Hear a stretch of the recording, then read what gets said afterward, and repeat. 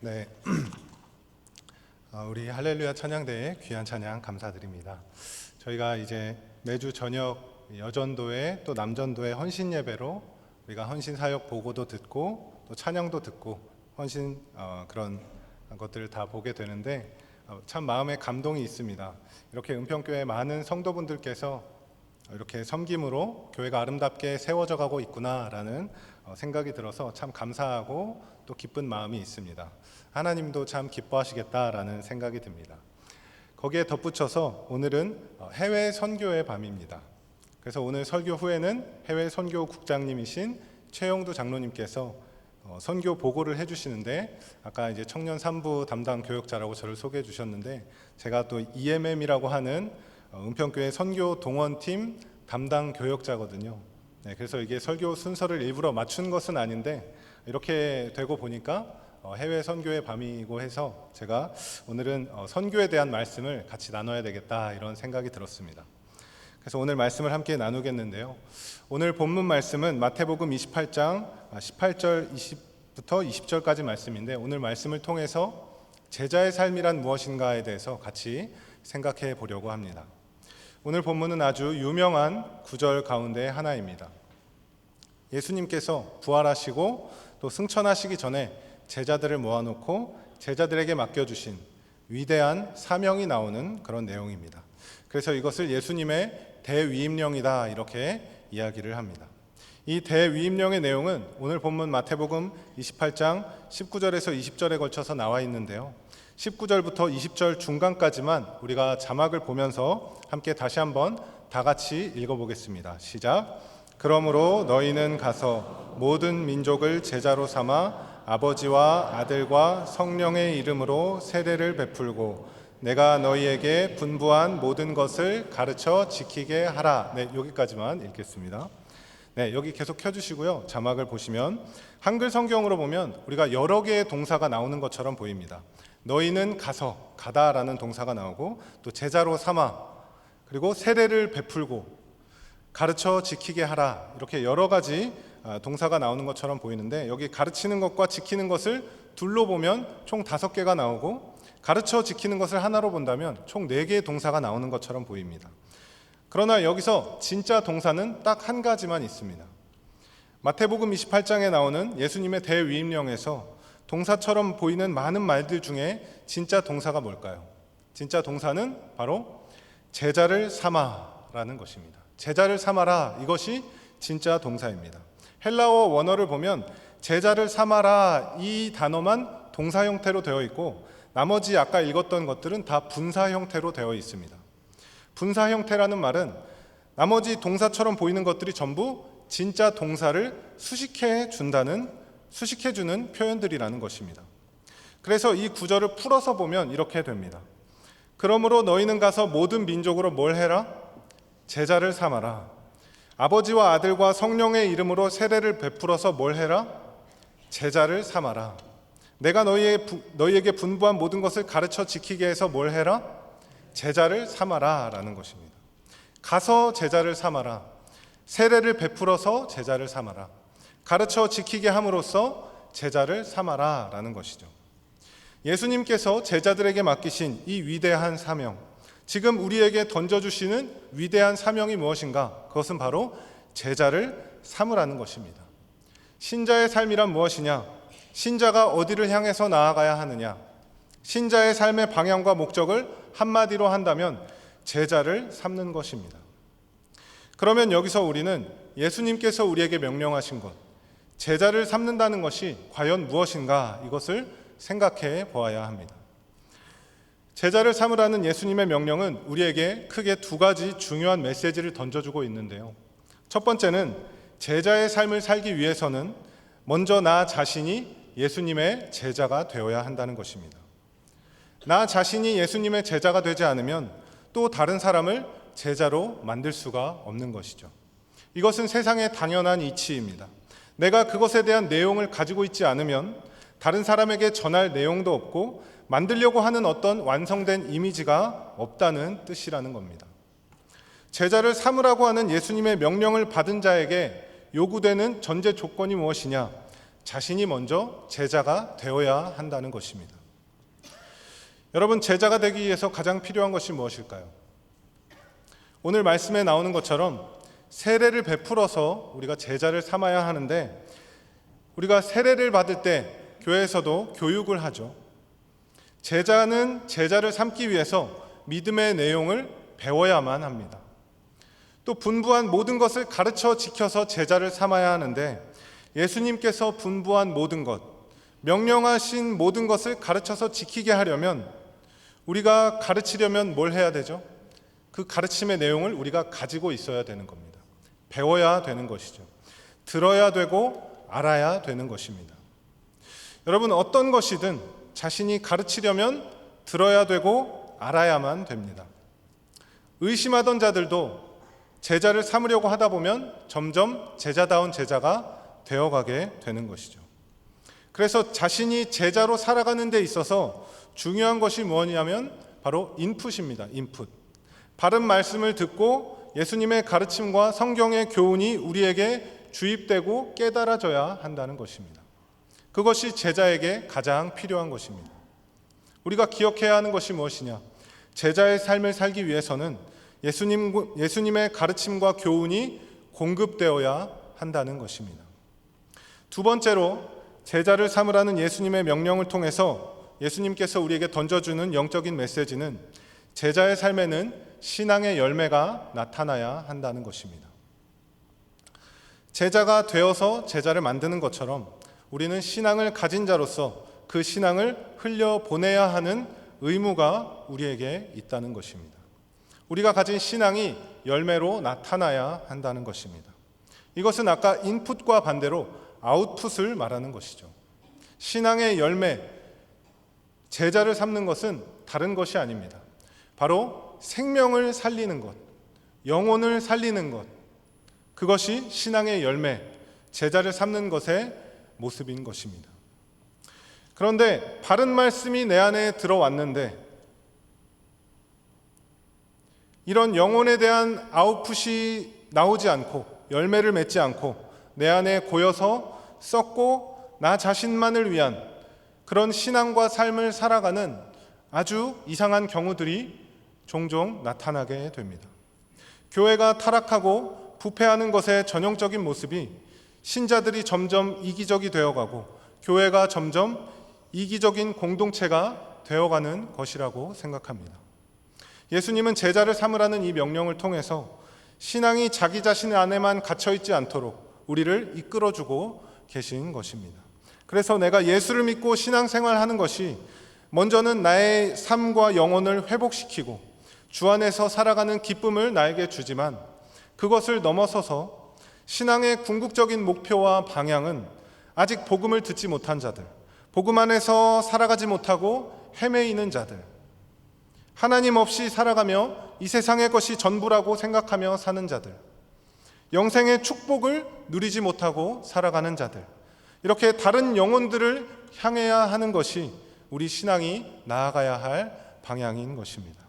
그것이 비단 다른 사람, 다른 영혼을 위해서만이 아니라 그렇게 다른 영혼을 돌아볼 때 우리 자신의 영혼이 같이 회복이 되고 예수님의 제자로서의 온전한 삶을 살아갈 수 있게 된다는 것이죠.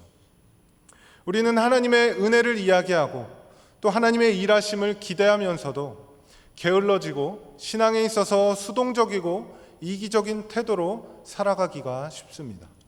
그럴 때 우리는 더욱 오늘 말씀을 붙잡고 제자를 삼으라는 이 하나님의 말씀에 우리가 영적으로 반응을 해야 되는 것입니다. 정리하자면 제자를 삼으라는 그 말씀에 우리는 두 가지 질문이 머릿속에 들어야 합니다. 내가 제자로 살아가기 위해서 나는 과연 생명의 양식을 지금 공급받고 있는가? 그리고 두 번째로 나는 예수님의 가르침과 그 길을 따라서 믿음의 열매를 맺고 있는가? 이 두 가지 질문이 떠올라야 한다는 것이죠. 그래서 나의 삶에는 지금 인풋과 아웃풋이 있는가? 이것을 우리가 신앙적으로 돌아봐야 한다는 것입니다.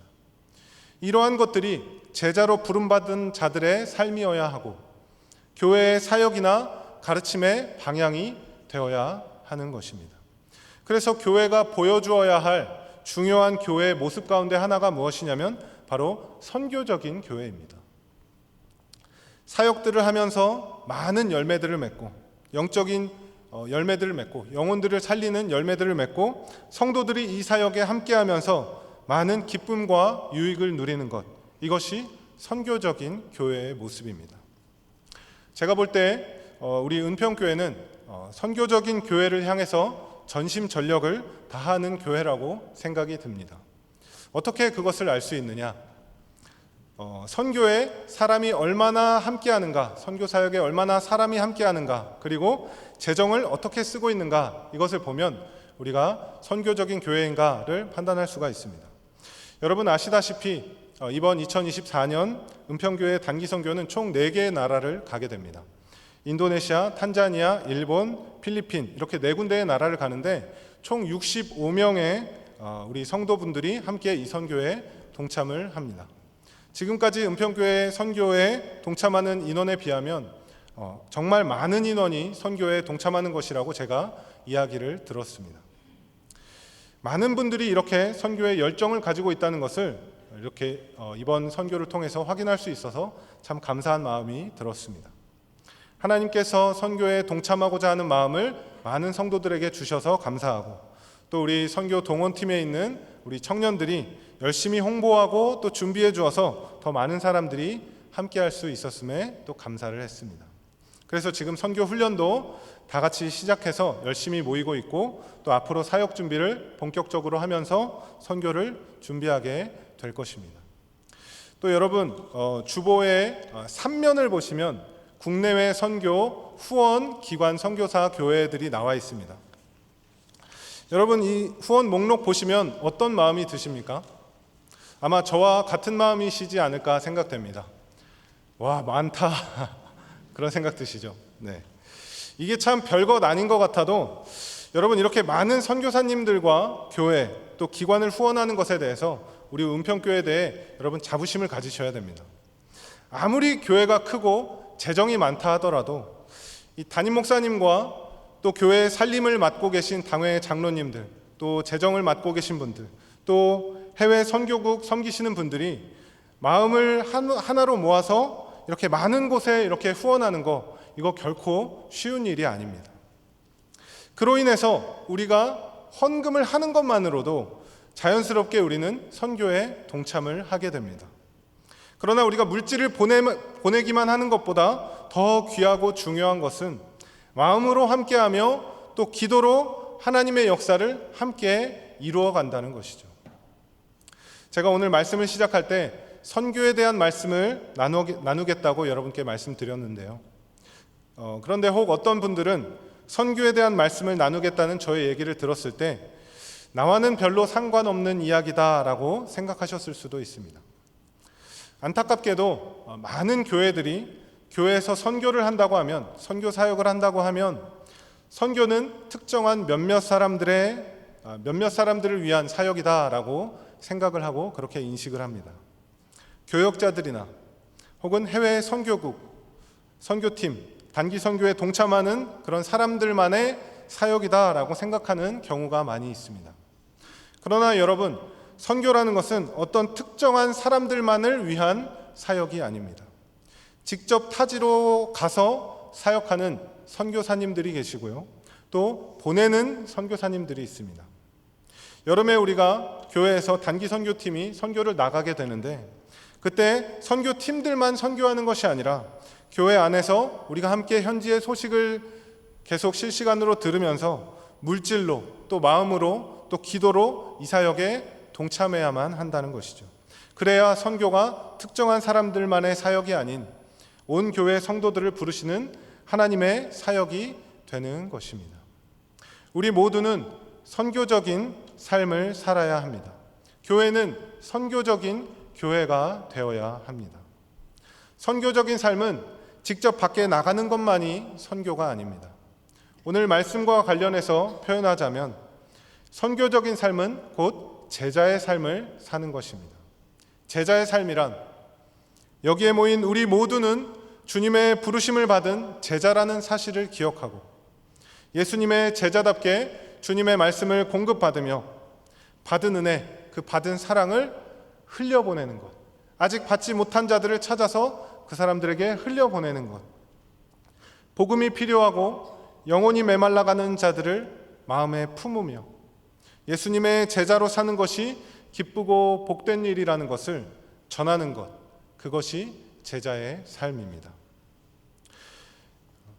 여러분, 요즘 참 살기 힘드시죠? 여러분이 어떤 일을 하시든지 이 바쁘디 바쁜 현대 사회에서 우리가 참 건강 관리도 하기가 쉽지 않지만 특히 요즘은 이 멘탈 관리를 하기가 정말 어려운 것 같습니다. 그래서 심적으로 고통받고 심리적인 어려움에 처한 사람들이 참 많은 것이 요즘 현대 사회의 모습입니다. 우리가 살다 보면 나에게 주어진 현실이 참 버겁고 힘겹다고 느껴질 때가 종종 있습니다. 그렇게 나의 버거운 삶을 마주하다 보면 내 삶, 내 영혼 하나 건사하기도 힘든데 제자를 삼고 다른 영혼을 돌보라는 이 메시지는 우리에게 사치처럼 느껴질 수도 있습니다. 그러나 우리가 내 삶의 안위만을 추구하고 내 문제에만 갇혀서 헤어나오지 못할 때 우리의 영적인 시선을 돌려서 하나님을 바라보고 또 주위를 바라보다 보면 하나님께서 우리에게 다시 살아갈 힘을 주실 뿐만 아니라 믿음 안에서 우리가 더욱 풍성한 삶을 살아가게 될 줄 믿습니다. 우리 삶이 버겁고 힘들다고 느껴질 때마다 예수님께서 우리를 제자로 부르셨다는 그 사실을 기억하시기 바랍니다. 제자는 예수님께 공급받아 제자로서 신앙의 열매를 맺어가는 그런 삶을 살아가는 자입니다. 우리가 주님의 명령에 순종하고 또 신자로서의 의무를 다하는 것보다 먼저 예수님의 제자로서의 삶을 사는 것이 무엇보다 나를 위해서 가장 유익한 길이라는 것을 여러분들 삶을 통해 깨닫고 경험하시기를 바랍니다.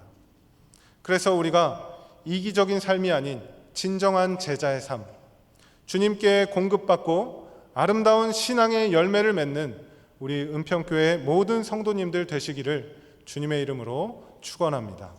함께 기도하겠습니다. 하나님 아버지, 힘겨운 우리의 삶 가운데 찾아오셔서 나를 부르신 주님, 주님의 말씀을 듣고 따르며 주의 사랑 안에 거하게 하시니 감사드립니다. 하나님, 우리를 늘 돌보아 주셔서 나만 잘 먹고 잘 사는 것이 아닌 이기적인 신앙이 되지 않도록 주님 우리를 붙들어 주옵소서.